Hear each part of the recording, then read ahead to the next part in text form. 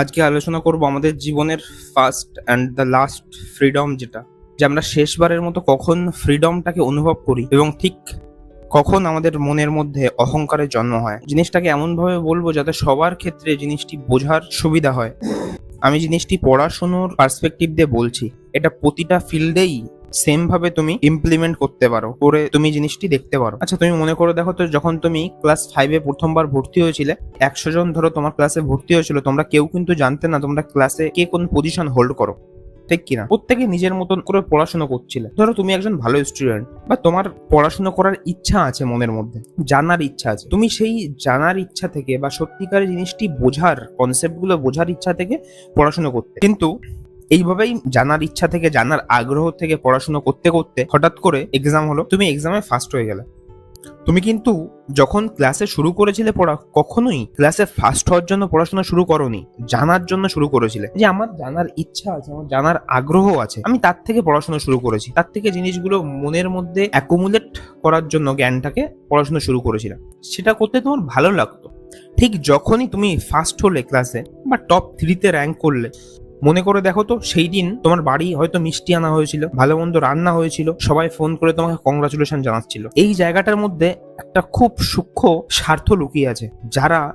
যারা তোমাকে ওই দিন ফোন করেছিল বা কিছু, তারা আসলে কি তোমাকে ওই পজিশনে দেখতে ইচ্ছুক শুধুমাত্র সেই সব ব্যক্তিরাই তোমাকে ওই পজিশনে দেখতে যারা তোমাকে সত্যিকারে ভালোবাসে, যেমন তোমার মা বাবা, তোমার যারা টিচার তোমাকে পড়িয়েছে তারা। কিন্তু তা বাদে যারা তোমাকে ফোন করেছিল, তারা শুধুমাত্র যে পজিশন হোল্ড করে থাকে তার শরণাপন্ন বা তার কাছে সেটে থাকতে চায়। তার তোমাকে দিয়ে কোনো কাজ নেই। যে তুমি জানার জন্য পড়েছিলে, ভালোবাসার থেকে পড়েছিলে, সেটা নিয়ে তার কোনো আসে যায় না কিছু। সে জাস্ট তোমার ওই পজিশনটাকে পছন্দ করে, তার বেসিসে তোমাকে কল করে কংগ্রাচুলেশন জানিয়েছে বা কিছু। আচ্ছা, ওই দিন যে এত লোক তোমাকে কংগ্রাচুলেশন জানালো, তুমি তো বুঝতেও পারলে না তারা কোন মোটিভ নিয়ে তোমাকে কংগ্রাচুলেশন জানালো। ধীরে ধীরে তুমি তো ক্লাস 5-6-এ উঠলে, তোমার তো বয়স তখন খুবই কম, তোমার অজান্তেই একটা জিনিসের জন্ম হলো তোমার মধ্যে, সেটা হচ্ছে অহংকার। কিভাবে? যে ওই পজিশনটায় আমি গেছি, আমাকে সবাই সম্মান দিচ্ছে, সুতরাং আমি নাম্বার অন, এরকম একটা অহংকারের কিন্তু জন্ম হলো। এর সাথে সাথে তুমি ওই যে প্রথমবার জ্ঞান অর্জন করার জন্য বা জানার ভালোবাসার থেকে, যে আমার জানতে ভালো লাগে, সেই ভালোবাসার থেকে পড়া শুরু করেছিলে, এই জিনিসটি কিন্তু তোমার মধ্যে হারিয়ে গেল। কেন বলছি? কারণ তুমি যখনই দেখলে তোমাকে নাম্বার ওয়ান হলে সবাই সম্মান করছে বা কিছু, সবাই অটোমেটিক্যালি তোমার উপর একটা প্রেশার ক্রিয়েট করলো যে তোমাকে ওই পজিশনটায় আসতেই হবে। সিচুয়েশনটা এমন ভাবে ক্রিয়েট হলো যে তোমাকে ওই ফার্স্ট পজিশনে বারংবার আসতে হবে, নাহলে কেউ তোমাকে সম্মান করবে না, কেউ তোমার সান্নিধ্যে থাকতে চাইবে না। তাহলে ওখান থেকে ওর পরের ক্লাসগুলোতে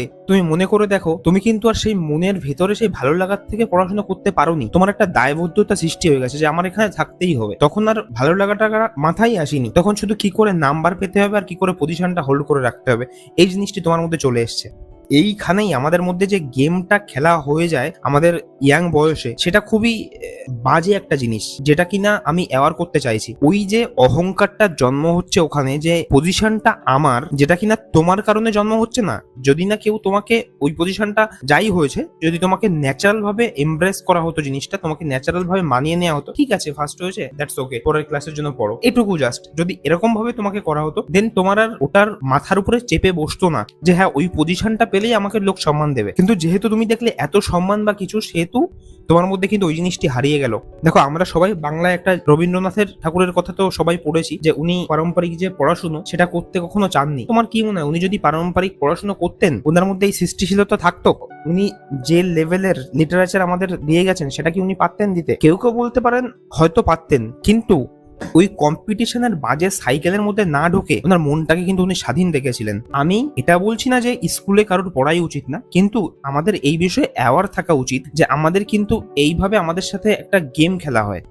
এটা শুধু একটা ফিল্ডে না, সমস্ত ফিল্ডে গেমটি চলে। আমি সেই জন্য বলছি যে এই যে আমাদের পজিশনের প্রতি ভালোবাসা জন্মে যায় মানুষের কারণে, যে একটা অহংকার তৈরি হয় ওই বয়সে, যে এই পজিশনটা আমার, আমি ফার্স্ট, আমি কাউকে তোয়াক্কা করি না বা কিছু। আমি বলছি অহংকারটা মনের মধ্যে আসতে দিলেই আমাদের মধ্যে কিন্তু ওই নিজের থেকে জ্ঞান অর্জন করার যে ভালোবাসার জায়গা, যে আমি ভালোবাসার থেকে জানতে চাইছিলাম, সেটা কিন্তু চলে যাবে। তাহলে আমাদের এই জায়গাটাকে কেমন ভাবে নিতে হবে? আমাদের এটাকে জাস্ট একটা এক্সপিরিয়েন্স রূপে নিতে হবে, যে হ্যাঁ আমি পড়েছিলাম, এটা ফলস্বরূপ আমার কাছে এটা এসছে, এটা এনি টাইম চলেও যেতে পারে, আমার তাতে কোনো যায় আসে না। কিন্তু আমি আমার ওই ভালো লাগার জায়গা থেকে যে প্রথম 5-এ পড়াশোনা শুরু করেছিলাম, আমি সেটাকেই কন্টিনিউ রাখবো, তাতে আমি লাস্ট হই, ফার্স্ট হই, যাই হই, আমার তাতে কোনো যায় আসে। এই যে মাইন্ডসেটটা, এই মাইন্ডসেটটাকেই কিন্তু তোমাকে হেল্প করবে জীবনের সৃষ্টিশীলতা ধরে রাখার জন্য।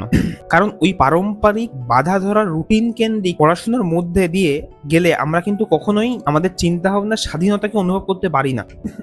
এই জন্য আমি প্রতিটি স্টুডেন্ট যারা রিসেন্টলি মাধ্যমিক উচ্চ মাধ্যমিকের ফলাফলও বেরোলো এবং এছাড়া বিভিন্ন পজিশন হোল্ড করে, হায়ার পজিশন, তাদের প্রত্যেককে একটা জিনিস অনুরোধ করব যে পজিশনটাকে কখনো ভালোবেসো না। পজিশনটা এসছে, চলেও যেতে পারে। জাস্ট নিজের যে প্রসেস, ওয়ার্কিং প্রসেস যেটা করে তুমি এই পজিশনটা এসছো, সেই জিনিসটার প্রতি তুমি স্টিক থাকো। তুমি যদি গান করে ইন্ডিয়ার বেস্ট সিঙ্গার হও বা পৃথিবীর বেস্ট সিঙ্গার হও, তুমি ওই দা বেস্টের পিছনে ছুটো না। তুমি যে গান করো, ওই গান করার শৈলীটাকে ধরে রাখো। হতে পারে তোমার পরের গানটি সব থেকে খারাপ পারফর্ম করলো, তাতে তোমার কোনো যায় আসার জায়গা নেই, কারণ তোমার উচিত তোমার মনের থেকে ওই সংটা বেরোক, তোমার মনের থেকে গানটা বেরোক, তাই না? আমি এটাই বলতে চাইছি। এবং এই জিনিসটি তোমাদের কার কার সাথে কানেক্ট করলো এবং কেমন লাগলো এটা আমাকে জানিও। আর আমাদের চ্যানেলে আমরা স্পিরিচুয়ালিটি, মেডিটেশন, ওম্যান এম্পাওয়ারমেন্ট এবং এই লাইফ কেন্দ্রিক বিভিন্ন জিনিস যেগুলি আমাদের একটা ধাঁধার মধ্যে রেখে দেয়, সেগুলো স্পিরিচুয়ালিটির সাহায্যে আমরা কি করে সেগুলোকে ট্যাকেল করতে পারি, এইসব বিষয়ে আমরা আলোচনা করে থাকি। এবং ওসিডি বা সূচিবাইকে কি করে গোড়ার থেকে নির্মূল করা যায় সেই বিষয়ে আলোচনা করে থাকি। এইসব টপিকগুলো তোমার জানার ইচ্ছা থাকলে আমাদের চ্যানেলের সাথে যুক্ত হতে পারো। নমস্কার।